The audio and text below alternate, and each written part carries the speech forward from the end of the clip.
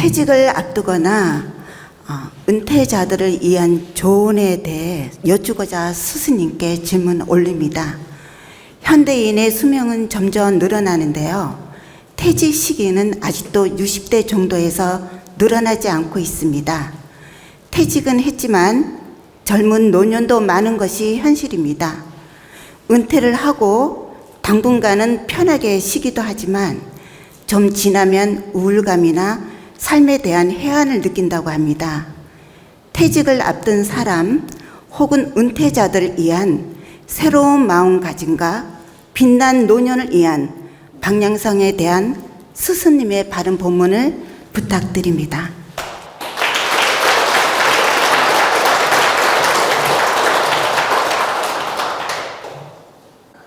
우리가 빛나는 노년을 준비하는 분도 있고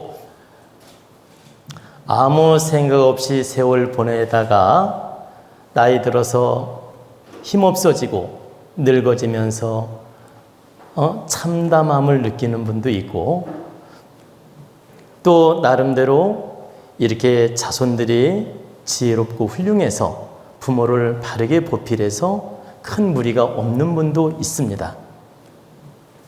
근데 여러분들, 앞으로 미래의 세상은 내 인생 내가 책임져야 됩니다. 앞으로 미래의 세상은 지금 과거 시대에는 자손들이 보필도 해주고 용돈도 주고 생활비도 주고 해서 의탁하는 부모들도 많이 있었죠. 근데 앞으로 후천시대, 미래의 시대는 인본시대이기 때문에 자기 인생 자기가 책임지는 각오를 해야 됩니다. 그리고 자기 인생 책임지는 마음으로 노력한 사람들은 나이가 들어서도 기본 유지를 잘하고 책임감이 없이 의타심으로 산 사람들은 대부분 다 어려워집니다. 그래서 여기 계신 우리 도원가족 또 국민 여러분,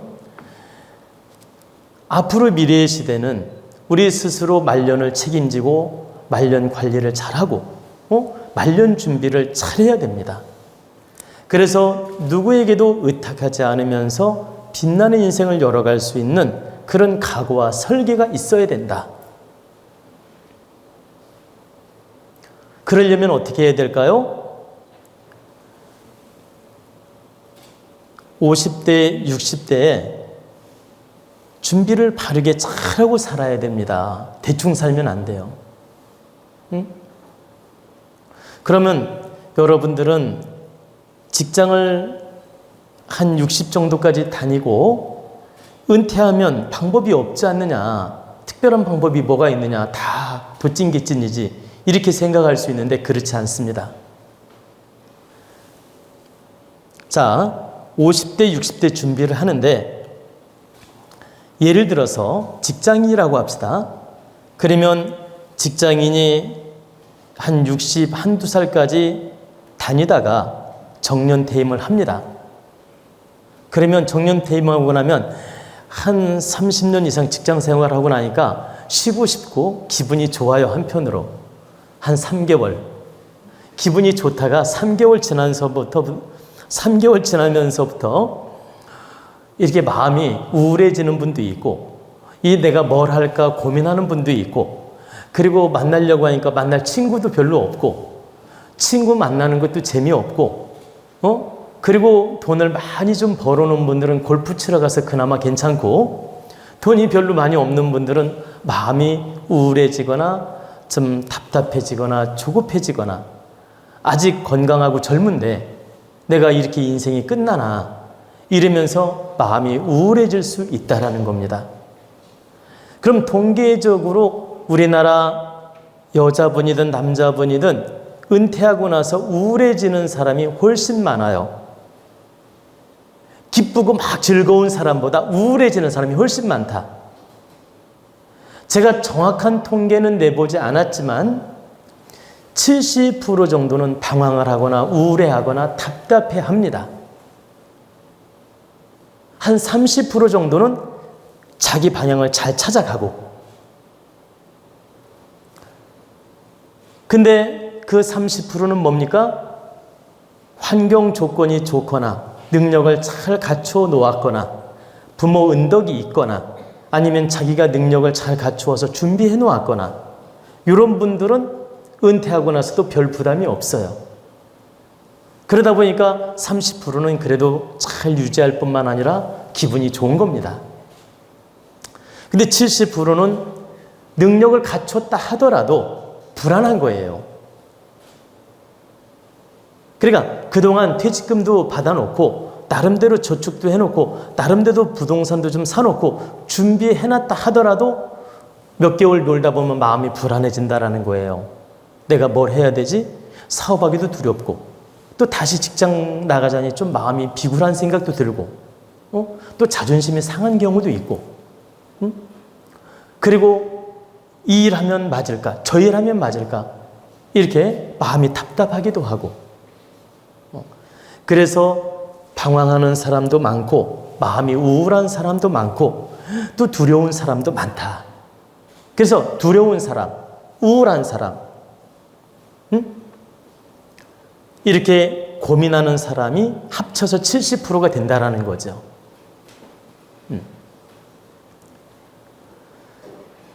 이렇게 70%는 마음이 우울해지기도 하고 두렵기도 하고 정말 그 답답하기도 하고 이런 감정으로 보내는 분들이 있는데 이것을 우리가 어떻게 바라보고 우리는 어떻게 준비할 건가? 우리는 냉철하게 한번 돌아보고 생각을 해봐야 됩니다. 아무 생각 없이 살다 보면 70% 무릿속에 다 들어간다라는 거죠. 아무 생각 없이 나이 먹다 보면 이 70% 안에 대부분 다 들어간다. 그래서 우리 국민 여러분 그리고 또 우리 돈 가족 여러분 스스로 점검하고 정신 차려야 됩니다. 정신을 딱 차리고 나면 내가 30% 안에 들어갈 수 있습니다. 70%에서 벗어나서 30%로 들어갈 수 있다. 그러면 어떻게 해야 될까요? 우리는 평생 공부하는 사람이고 평생 공부하라고 하느님이 숙제를 주었고 평생 공부하면서 일하면서 살아라고 하느님이 인간의 탈을 쓰게 해서 사람의 육신을 쓰게 해서 보냈지 놀고 먹고 잠자라고 보낸 법은 없다. 평생 깨우치고 공부하고 사람답게 살아서 만인을 이롭게 하고 보람되게 살아라고 이 육신을 쓰게 해서 보냈지. 이 연장을 주어서 보냈지. 그냥 동물처럼 먹고 잠자고 그냥 뒹굴다가 가라고 보낸 역사가 없다. 그래서 어떻게 해야 되냐? 50대, 60대 정말 지적인 공부하라는 노력을 해야 됩니다. 지적인 공부. 여기서 지적인 공부라는 것은 내가 욕심으로만 살고 맨 돈에만 매여서 살고 한 푼 두 푼에만 매여서 사는 인생으로 살았다면 내가 능력, 물질적 능력, 환경적 조건 이것도 갖춰 나가야 되지만은 내가 마음 질량을 잘 닦아서 마음 질량을 좋게 만들어서 어떻게 사는 게 과연 행복한 것인가 이런 걸 연구하면서 내면을 닦는 공부를 해야 된다. 50대, 60대는 반드시 내 내면을 닦는 공부를 해야 돼요. 왜 그러냐? 수학기이기 때문에. 가을에 곡식을 거두었는데 겉으로는 풍성한데 알맹이 없으면 허당이죠. 그러면 50대, 60대는 가을이에요. 그러면 사람의 알맹이는 뭐냐? 영혼과 마음 에너지가 얼마만큼 좋으냐에 따라서 알맹이가 있다 없다 논하는 거예요. 겉이 번지르르하다고 알맹이가 있는 게 아니고 가을에 곡식을 거두었는데 겉으로 번지르르한데 실속이 없고 알맹이가 없는 곡식이 있고 알맹이가 탐스러운 곡식이 있죠. 그 그것처럼 50대, 60대는 사람한테는 가을에 속한다. 그러면 알맹이가 있어야 되잖아요. 이 알맹이가 뭡니까? 내면의 마음, 내면의 질량, 내면의 영혼 질량, 성숙한 질량, 지혜의 질량, 깨달음의 질량, 사회를 바르게 보는 질량, 사람들을 지적으로 잘 대해서 존경받을 수 있는 질량, 이런 질량을 갖춰 나가는 게 마음의 알맹이가 생기는 거예요. 이 육신의 알맹이가 생기는 것이다. 이 육신의 알맹이가 꽉 차면 가을에 거둘 게 있는 것이고 꽉 찬 알맹이를 느낄 수가 있다. 그럼 이 알맹이가 꽉 차면 하느님은 반드시 이 사람을 말년에 추하게 안 맞는다. 어떤 인연법을 주어서라도 일거리도 주고 어떤 인연법을 주어서라도 존경받게 하고 아이들한테라도 대우받게 하고 반드시 그 사람은 보상받게 해서 기본은 살게 도와준다라는 거예요. 떼부자가 되는 거, 이건 하늘의 뜻이야. 천복이 있어야 돼. 갑부가 되는 것도 천복이 있어야 돼. 재벌되는 것도 천복이 있어야 돼. 그러나 기본 삶을 유지하는 건 내면만 갖추면 하늘이 돕는다. 왜 이런 법칙이 나오는지 원리를 말씀해 드릴게요. 내가 50대든 60대든 지적인 능력을 갖추게 되면 바른 분별을 하고 바르게 사는 원리를 알고 내가 어떤 일을 하면 나한테 잘 맞는 일인가를 알 수 있고, 비록 남들이 좋아하지 않는 일일지라도 아주 귀하게 일 처리를 잘할 수 있다. 다시 말하면 인기가 많이 없는 일이라도 나는 그 일을 하면서 행복하고 보람 있게 잘할 수 있다는 거예요. 그리고 기본 소득이 나오게끔 하늘이 돕고, 그게 사람을 상담하는 일이 됐든 부동산 일이 됐든 또는 운전하는 일이 됐든 사람들이 많이 선호하는 일이 아닐지라도 반드시 하느님이 능력을 주고 살게 해준다. 그게 설령 농사 짓는 일일지라도 택시 운전일지라도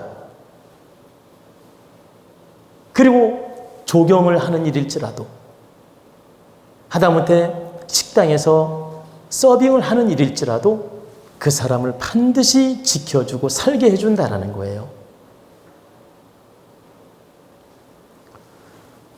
즉 내면을 갖추면 어떤 일을 하든 즐겁게 보람있게 잘 운영한다는 거죠. 그래서 절대 추해지지 않게 자신을 갖추어 나간다. 그리고 기본 물질도 따라온다라는 거예요. 궁색하거나 궁박하거나 추하게 행하지 않기 때문에 삶이 아주 부자는 아니라도 아주 보기가 좋고 아름답고 행복감도 느끼면서 어떤 일을 하도 만족하면서 잘 산다라는 거죠. 그리고 직장 다니는 사람이라면 내 내면을 갖추면서 은퇴 준비를 하면 은퇴 딱 한 다음에 다음 일이 보인다라는 거예요. 은퇴한 다음에 내가 부동산 사업을 하는 것도 나한테 맞는지 안 맞는지 보이고, 하다못해 내가 시골에 농사를 짓더라도 맞는지 안 맞는지 보이고, 하다못해 남의 일을 돕더라도 내가 어떤 일을 하면 좋은지 눈에 보인다. 그래서 그 일 처리를 바르게 하니까 인기가 있게 되고 어디 가든 대우를 받게 되고 어디 가든 기본을 한다라는 거죠. 그리고 너무 놀라운 건 내면을 갖추게 되면 하늘이 반드시 그 사람을 돕는다라는 거예요. 못 먹고 살 것 같이 천만에 그렇지 않아요. 반드시 도와서 살게끔 이끌어준다. 내가 60대에 막 어떤 무슨 직업을 가질까 잔머리 안 굴려도 반드시 길을 열어준다. 그리고 50대에 내가 지적으로 60대 준비를 하면 방법이 정확하게 보인다는 거예요. 나는 어떤 일을 하면 득이 되고 어떻게 인생을 설계하면 득이 되는지 보인다. 근데 모든 기준을 돈에만 두게 되면 안 보인다라는 거예요.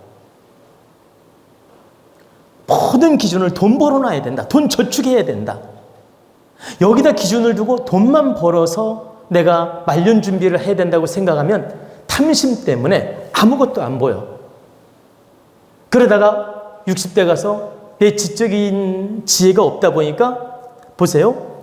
내 내면의 지적인 지혜가 없다 보니까 60대에 가서 어떤 사기꾼 하나 딱 만나면 아웃. 종치는 거야. 근데 내면을 잘 갖추면 사기꾼도 안 올 뿐만 아니라 와도 딱 분별을 한다니까. 그래가지고 절대 안 당한다. 그런데 내면을 갖춘 게 없다면 돈을 잔뜩 모아놔도 60대 가서 한 방에 뺏긴다니까요. 예를 들어서 투자를 잘못해서 날아가든, 주식을 잘못해서 날아가든, 사기꾼을 만나서 날아가든, 엉뚱한 데 투자해서 날아가든, 어떤 형태로든 한 줌에 날아간다. 그래서 우리가 지금 50대 물질을 무시하라는 얘기가 아니고, 물질도 갖춰 나가야 되지만 이거에만 급급해하지 말고 내 내면을 성장시키는 노력을 해야 된다. 그리고 60대에도 마찬가지고. 그러면 내가 어떤 일을 하는 게 가장 현명하고 지혜로운지 알게 된다. 그리고 하느님이 다 이끌어 준다라는 거예요. 너에게는 보험 설계사를 하면 딱 좋다. 너에게는 세무사를 하면 딱 좋다. 너는 공인중개사 하면 딱 좋다. 너는 식당에 가서 요일을 하면 딱 좋다. 너는 멘토를 하면 딱 좋다. 너는 노가다에 가서라도 득되게 일을 해라. 그러면 반드시 그 분야의 오너가 될 수 있고, 또 그 분야의 감독이 될 수 있고, 기술직이라도 나쁜 게 아니야. 그 분야에 인정받아서 사람들을 거느리면서 일을 시킬 수 있고, 어느 분야에 가든 지혜를 발휘하다 보니까 반드시 인정받게 되면서 기본 생활을 잘 이끌어 가게 된다라는 겁니다. 제가 이걸 하나하나 대표적인 예를 들면 한 10가지 예를 들을 수가 있어요. 그러면 1시간, 2시간 강의를 해야 되기 때문에 너무 길기 때문에 오늘은 전체적으로 묶어서 이렇게 예를 들어주는 겁니다. 그래서 결론은 우리가 은퇴 후에 두렵지 않고 추해지지 않고 또 우울하지 않고 이렇게 보람되게 기쁘게 아주 감사한 마음으로 살려면 반드시 50대, 60대 공부하는 내공을 갖춰야 된다. 공부를 바르게 해서 내면을 갖춰야 된다. 그리고 지혜를 반드시 확장시켜 나가야 된다. 그리고 물질 경제도 관리를 잘하는 것도 하나의 지혜이기 때문에 이 물질을 관리하는 공부도 하는 게 좋아요. 제 말은 물질 공부하지 말라는 말이 아닙니다. 예를 들면 어떻게 경제 관리하는 게 지혜로우며 어떻게 운영하는 것이 좋은지 이런 것도 유튜브를 통해서 공부하든 이렇게 나름대로 그 분야의 전문가를 통해서 공부를 하든 그런 공부도 하라는 거예요. 제 얘기는. 모든 이 세상에는 공부거리가 널려 있어요. 그리고 하나 공부가 나온 김에 하나 더 말씀을 드리죠. 여러분은 이렇게 법문을 듣고 이렇게 좋은 강의를 듣고 유튜브를 봐야만이 공부라고 생각하는 분이 있는데 그렇지 않습니다. 법문을 듣거나 강의를 듣거나 어떤 유튜브를 통해서 공부하는 건 타의에 의해서 내가 깨달음을 얻는 공부예요. 이것도 큰 공부죠. 그러나 여러분 눈으로 보고 숨쉬고 귀로 듣는 것이 다 공부라는 거예요. 그러면 길거리 가다가도 공부거리가 펼쳐져 있는 거예요. 이 산천을 보면서도 공부거리가 있고 지나가는 돌멩이 하나, 그러니까 지나가다가 돌멩이를 하나 보고도 내가 한 깨우침을 얻을 수가 있다는 얘기지. 그리고 어떤 드라마 속에서도 내가 배울 게 있고, 영화 한 편을 보면서도 깨달음이 올 수 있고, 내 눈에 보이는 것, 내 귀로 들리는 것, 내가 숨을 쉬면서 느끼는 것, 이 모든 것이 다 공부거리로 온 인연이다. 우리가 단순하게 이 이치를 모르고 무감각으로 살다 보니까 모르는 것 뿐이지, 이 세상 모든 인연들이 다 공부라는 거예요. 그래서 우리는 깨어있는 생각, 열려있는 생각, 항상 알아차림, 이 깨어있는 생각으로 모든 사물을 볼 줄 알고, 그렇게 열린 생각으로 노력할 줄 알고, 열린 생각으로 받아들이는 마음을 가져야 된다. 그러면 이게 다 공부인 거예요. 그리고 그 공부는 내 내면에 갖춤으로 쌓인다. 근데 왜 그러면 우리가 법문도 듣고 강의도 듣고 이렇게 좋은 유튜브 듣고 공부를 해야 되냐? 타의에 의해서 깨달음을 얻는 게 훨씬 쉬운 방법이에요. 그래서 우리가 70%는 이런 선지자든 아니면 박사님이든 훌륭한 분들을 통해서 내가 모자란 걸 채워나가는 게 쉬운 방법이기 때문에 70%는 그런 노력을 하고, 30%는 내가 고요한 눈으로, 고요한 귀로, 고요한 숨 쉬는 마음으로 사물을 보면서 배우는 노력을 반드시 해야 된다.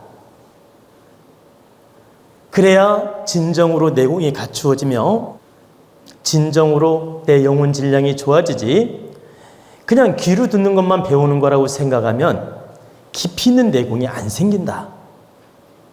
그래서 항상 모든 사물을 다 공부로 받아들이는 노력을 하라는 뜻입니다. 그리고 여러분들이 이렇게 내면을 갖추는 공부를 하면서 50대, 60대를 잘 보내면 스스로 지혜가 열려서 갈 길이 보이고, 두 번째는 신께서, 즉 대자연이 도와서 또 갈 길을 열어주고, 셋째는 모든 인연들이 도와서 여러분들을 빛나게 해준다. 여러분들을 돕게 되며 여러분 갈 길이 무엇인지를 보이게 만들어주며 여러분 한 일을 반드시 열어준다라는 뜻입니다. 단지 내 욕심의 잣대로 그걸 못 받아들여서 힘들 뿐이에요. 내 욕심의 잣대로. 하나만 여기서 예를 들어줄게요. 어떤 분이 은퇴하고 할 일이 없어서 마음이 우울해하는 거야. 방구석에서 텔레비전만 보고. 그래가지고 나는 이제 인생 끝났어. 할 일도 없어. 그냥 이대로 살다가 나이 먹으면 노인정에 가고 이제 이대로 노인병원에 가고 이대로 죽을 거야. 이렇게 저질량으로 저급 생각으로 아무 생각 없이 우울해하면서 사는 분이 있었어요. 근데 그분은 공직을 하다 은퇴한 분이야. 은퇴한 분이다 보니까 한 달에 200~300만 원 연금이 나와요. 그러니까 기본적으로 먹고 살 건 나오니까 그거 의탁하고 우울한 마음으로 이대로 늙는구나. 200~300만 원 나오는 거 받아 먹으면서 그냥 생활비 쓰면서 이대로 늙는구나. 우울해가지고 그냥 맨날 앉아서 보세요.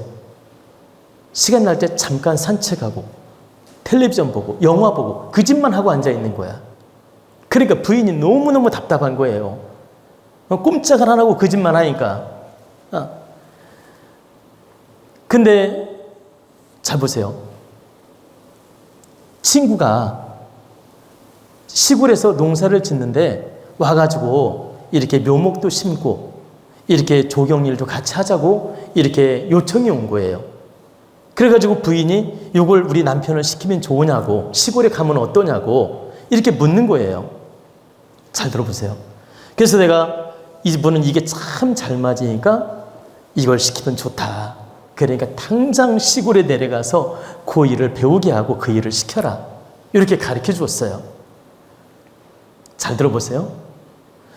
그러니까 부인이 가서 남편한테 그 얘기를 했을 거 아닙니까? 그러면 이분이 딱 알아차리고 하면 얼마나 좋아. 근데 자기는 공무원 생활하고 대접받고 살았고 연금도 나오는데 내가 시골 구석에 가서 나무 심고 조경해야 되겠냐고.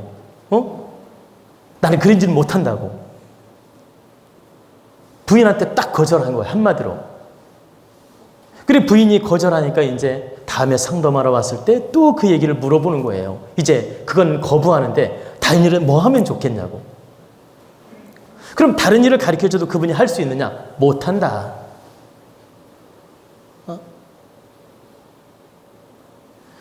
지금 제가 왜 이 얘기를 말씀드렸냐면 내가 어떤 인연법이 오고 어떤 환경이 주어졌을 때 그걸 겸손함으로 공부하는 마음으로 받아들이면 제1, 제2, 제3의 길이 계속 열려가는데 제1차적인 일부터 딱 잘라버리고 거부하면 제2, 제3은 안 열린다라는 거예요. 즉, 이 사람이 친구가 와서 시골에 가서 묘목 사업도 하고 조경 사업을 같이 찾아갔을 때 와서 몸이 힘들더라도 이 일을 배우면서 같이 하다 보면 여기서 좋은 아이템들이 또 생긴다라는 거예요. 방법들도 생기고. 근데 여기서부터 딱 차단해버리면 2차, 3차가 안 보인다니까.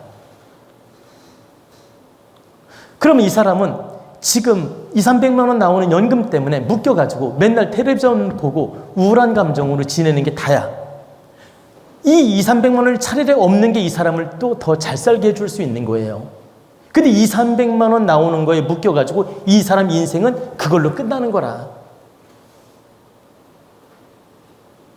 다시 말씀드리면 작은 물질이 이 사람 인생을 오히려 망가뜨릴 수도 있다. 정신을 못 차리게 할 수도 있고. 이거에 매이지 않고 내가 특대의 인생을 살아야 되겠다. 내 몸으로 움직이는 인생을 살아야 되겠다. 내 인생은 내가 책임지겠다. 모든 걸 공부로 삼고 일을 하겠다. 이러면 200~300만 원은 덤이야 그냥. 그리고 내가 열심히 일할 수 있는 마음이 생기죠. 그래서 제2, 제3의 직업을 가질 때 내가 그 환경을 바르게 받아들이고 바르게 운영도 하고 바르게 공부하는 마음으로 이렇게 잘 이렇게 받아들여서 노력하면 되는데 자기 잣대, 자기 욕심에 안 맞는다는 이유로 거절하는 순간부터 그 사람 인생은 땅바닥에 떨어진다. 그래서 우리가 이런 걸 분별을 잘해야 돼요.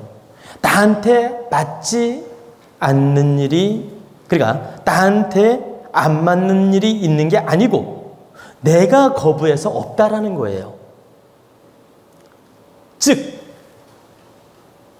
나한테는 맞는 일이 많이 있는데 내 욕심, 내 교만, 내 아집, 내 잣대로서 맞고 안 맞는 일이 있을 뿐이다. 성격이 안 좋은 사람들은 10가지 중에 1가지밖에 맞는 일이 없어요.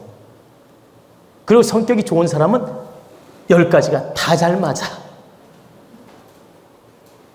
아니면 9가지가 다 잘 맞거나. 좀 심하게 표현하면 성격이 까다롭고 예민하고 이기적이고 독선적이고 타협할 줄도 모르고 오직 자기 잣대로 인생을 사는 사람은 이 세상의 일들이 자기한테 맞는 일이 거의 없다고 보면 돼. 그리고 모든 걸 받아들일 줄 알고 공부로 받아들일 줄 알고 타협할 줄 알고 항상 겸손하게 노력하는 사람은 할 일이 널려 있다라는 거예요. 여러분, 한번 제 얼굴을 잘 보십시오. 저는 여러분을 지금 가르치는 법문을 하고 있고 도원 강의를 하고 있고 도원 법문을 하고 있습니다. 근데 제가 여기서 법문하는 재주만 있습니까? 저는 상담도 잘할 수 있고 어떤 일이든 잘할 수 있어요. 농사를 지라 해도 A급으로 농사를 질 수 있고 그냥 하는 말이 아닙니다. 제가 농사도 지어봤으니까 농사를 지라 해도 A급으로 잘할 수 있고 기계를 다루라 하더라도 뭐든지 할 수 있어요. 저한테 버스를 몰으라 해도 잘 몰 수 있다 이 말입니다. 예를 들면 제가 이 자리에서 이런 얘기 안 하고 싶은데 저는 중장비도 많은 걸 다룰 줄 알아요. 그 어린 시절에 한 번, 두 번 경험해 봤는데 좀 제가 조금 재주가 있는지 이 한두 번 다뤄봤어도 중장비를 거의 많은 중장비를 다룰 줄 압니다. 지금 당장의 중장비를 다루는 일을 하면서 일을 하라고 해도 제가 다 할 수 있다. 그런데 어떻게 합니까? 제가 예를 들어서 중장비를 다루는 기사라고 합시다. 그럼 다른 사람들은 일거리 해달라고 하면 아마 부르는 대로 갈 거예요. 근데 저한테 그 일을 하라고 하면 어떻게 할까요? 한 대로 시작해도 10대를 만들고 100대를 만들 자신이 있어요. 어떻게 하느냐? 어려운 사람, 내가 다니면서 조금씩 시간 날 때마다 가서 조금씩 해주는 거예요. 돈 조금 받고라도 해줘도 되고 안 받고 그냥 해줘도 돼. 그럼 기름값 좀 쓰고 많은 사람을 득되게 내가 조금만 노력하면 그 소문은 금방 퍼져요. 그러면 사람들이 일 잘하지, 성실하게 해주지, 저 어려운 사람 돌볼 줄 알지. 그러면 그 기사를 쓸까요? 그냥 해 떨어질 무렵이면 딱 도망가는 사람을 쓸까요?